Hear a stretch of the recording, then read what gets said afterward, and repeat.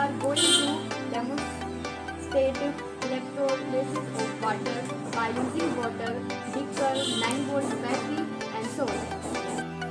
First we will add the salt into water and put the pencils into beaker. Then connect the wires with pencils as graphite is a good conductor.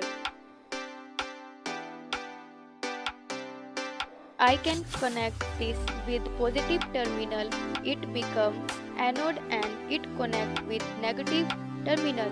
So this will become cathode. Oxidation take place at anode and hydrogen takes place at cathode, and you will see that as we pass electricity, current through water will break out into hydrogen and oxygen. Oxygen undergoes reduction, so it will be collected at cathode, and hydrogen undergoes oxidation and collected at anode.